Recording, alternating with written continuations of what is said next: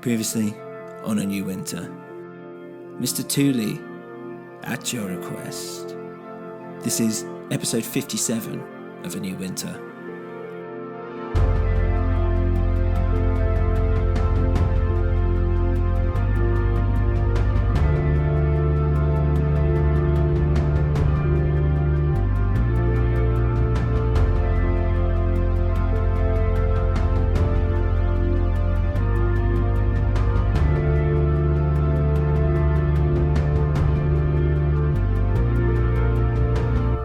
Mr. Tooley?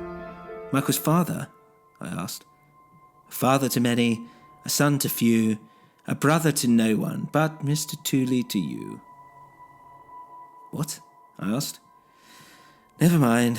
Pardon the attire, we've been celebrating all day, you see. Quite the night last night. I met an old friend, had a wonderful meal, and was able to share it with the entire town.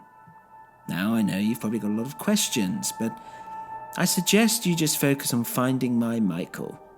You've arrived slightly early, actually, if anything.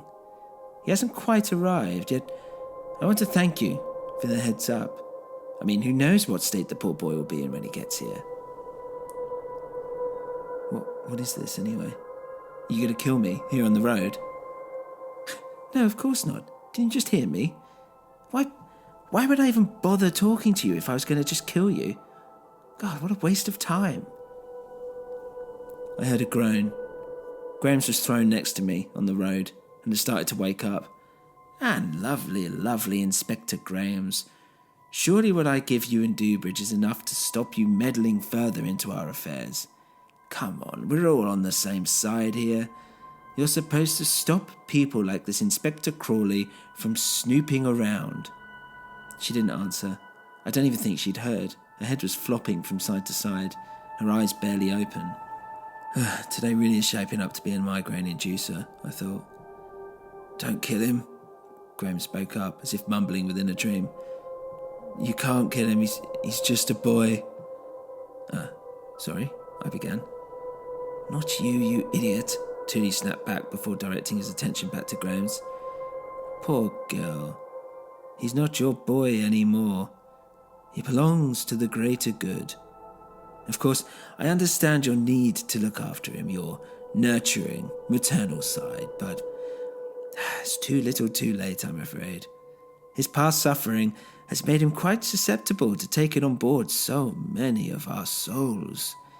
His empathy, his inherent goodness, has made him take on much more than I ever would have imagined. He's going to take us further than we've ever been before. It's exciting, isn't it? But Graham's had passed out again. I wonder how much of that she actually heard. Well, no matter. Inspector Crawley, consider this a welcome party. I'm afraid that you're going to be stuck here a while, at least until this Michael issue is sorted. I mean, that's why you're here after all, isn't it? I'm sure you're not one to run away from your duty as a police officer either. Remember your assignment. You're here to find Michael. What is this place? I asked.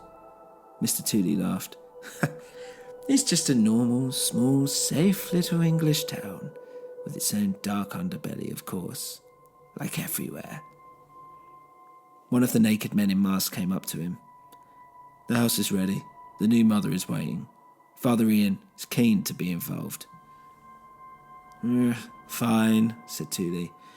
Let the father be the father. He does seem to get some twisted fun out of torturing this poor boy. And where's his brother, Jack? Staying out the way, as promised. Okay, good. Right, well, Inspector Crawley, I'll be on my way. It's going to make for an interesting few days, so please do stick around. It'll be worth the wait. Tooley put his hands behind his back and started skipping towards one of the cars. I didn't dare move just in case, but before I knew it, someone put a cloth over my mouth, and I was out like a light. Groggily, I began to wake up, the fresh sunlight piercing my eyelids. I looked around and saw Graham's had been laid down on the back seat, still unconscious. I leaned back to wake her up, and as I did so, I noticed she was actually quite pretty. But that spell was broken as she suddenly came to and grabbed me by the throat, which was already quite tender from being strangled only hours ago.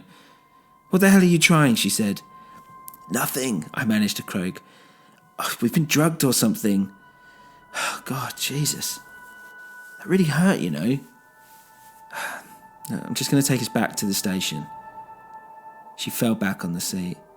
Oh, this is such a mess, she sighed. What do you mean? I asked as I turned the ignition. Just everything. I was still a bit frazzled, but I noticed there was something she clearly wanted to get off her chest. I wondered how much she would actually divulge. I hadn't ever been in a situation like that before, and I didn't want to be again. I wasn't going to just let this one go either, so I had to play my cards right. This Thule would clearly be the key to finding Michael, and it seemed like he was a big fish in this little pond. Grams knew more about all this than she let on, so I thought I would firstly test her commitment to the Force. What's with that guy? I began. As soon as we're back safely at the station, I'm going to call my superior and tell them what's happening. Grams let out an exasperated moan. There's no point. Phones are monitored. People are monitored. You're in this now. You're part of this town. He's let you in. What does that mean? And who is this boy you guys were talking about? Grams went silent for a moment. My brother, she said. Well, at least he was. Now he's my brother, my great-grandfather, my second cousin. Who knows? What? It doesn't make sense. Look, if I'm going to help, you're going to have to fill me in. Graham stared out the window. I dared not utter another word in case I interrupted her deliberation. It's just how we were brought up, she said, her voice cracking slightly. I kept silent as she continued. They tell us that a long time ago, the woods here, right out there, contained some ancient spirit. That our ancestors came and started chopping and burning the wood in order to create a settlement. But by doing so, they angered the spirit, this spirit of the forest. The leader of the settlement group, he was the first to become possessed, and in response to the burning of the wood, on one night, this guy woke up and began burning the settlers, all but his pregnant wife, sacrificing them to the spirit of the forest. They were the first. He feasted on their charred flesh and shared it with his wife, and when the sun rose, she gave birth to 2 twins. It's told one was evil, one good, a duality. It said that once the sun had set on that day, they'd already grown into men. The parents disappeared, never to be seen again, and the good one was slaughtered and consumed by the evil twin. Bob, Bubba, as he became known. Slowly, as more settlers appeared, they were offered safe housing, food, fresh water, and in return they would learn the ways of the ancient spirit and ultimately live a longer life, perhaps cheating death entirely. They would hold mass sacrifices where, in a frenzied state, they would just kill one another, chosen ones.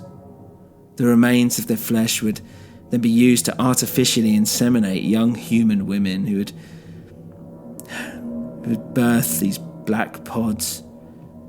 And then these pods would then create copies of the settlers. The same thoughts, feelings, memories, everything was the same. I mean, or so they said, but even now it's not the same. They never come back the same.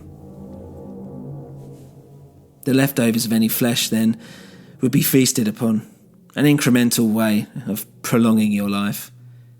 And then one day this Bob guy just disappeared. We still practice his teachings. We make these sacrifices still to this day.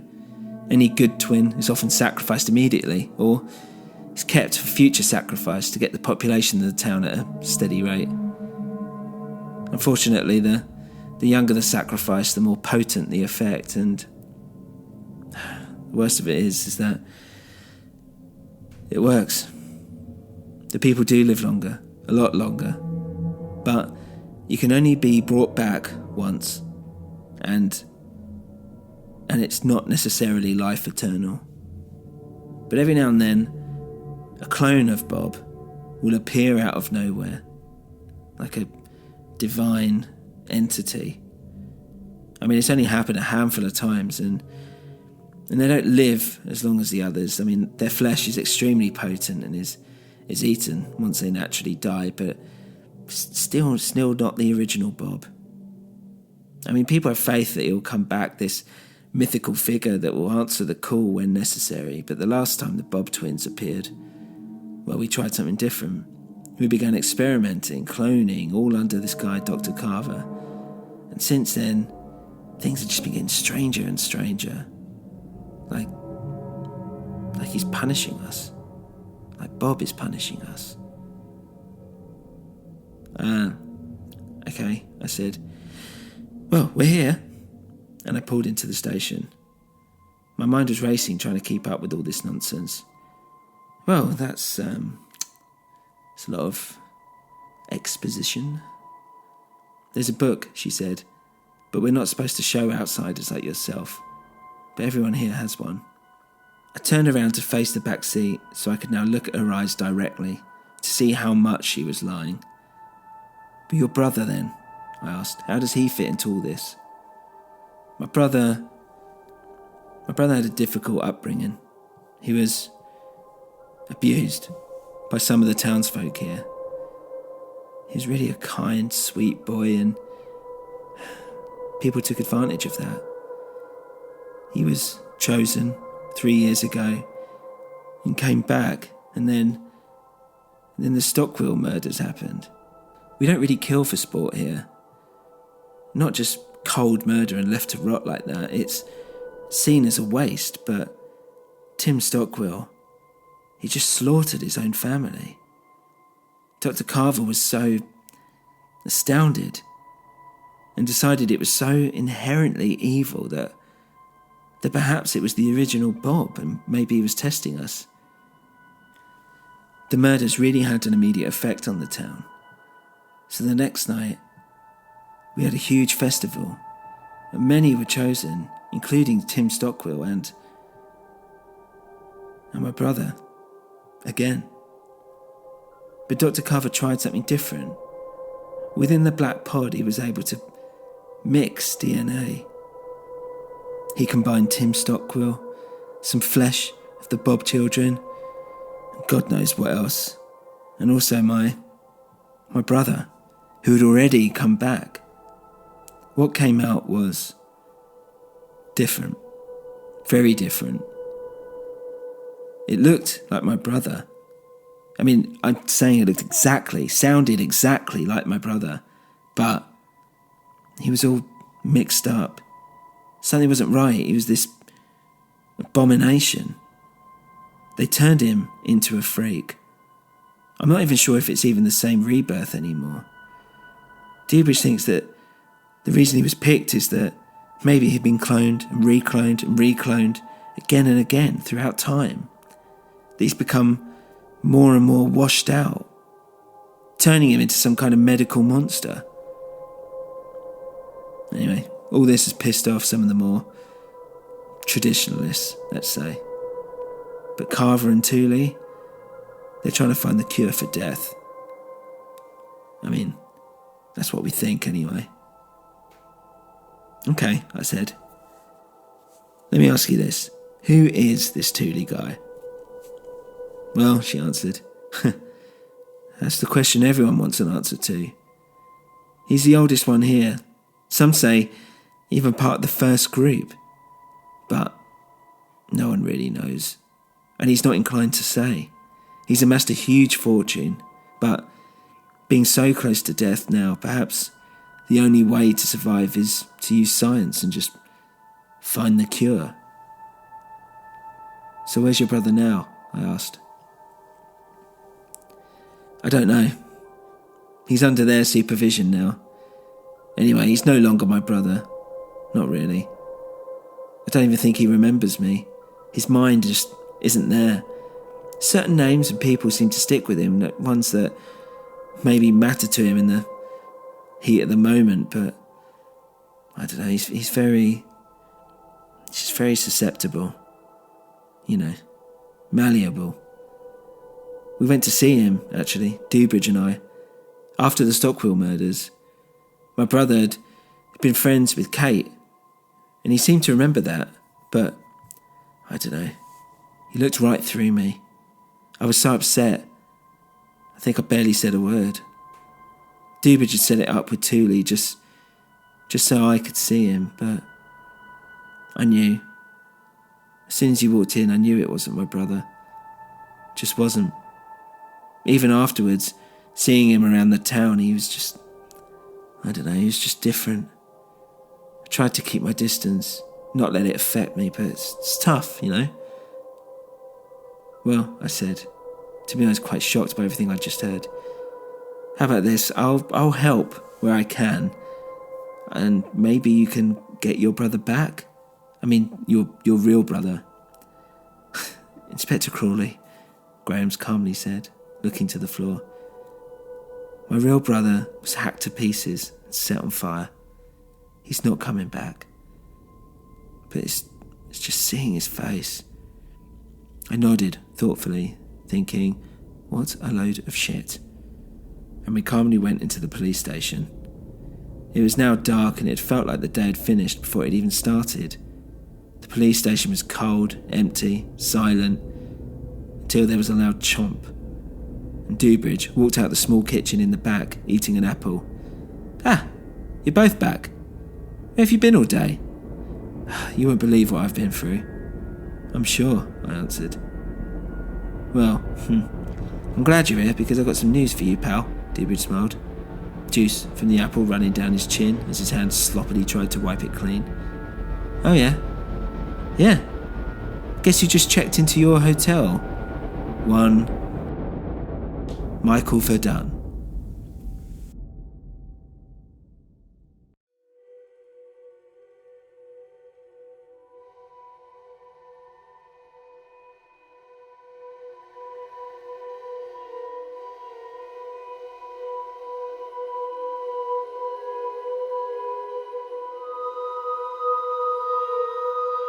I want to thank our patrons for supporting the show. You can become one now by going to patreon.com/anewwinter or click on the link at our website anewwinter.com. There, you can find more information, including a link to our merchandise page and how you can contact us. Remember, you can always follow us on Twitter at anewwinter, facebook.com/anewwinter, or email us directly at anewwinterpodcast@gmail.com. If you enjoy the show, please rate us on your podcast platform of choice, as it can really make a big difference. Thank you for listening.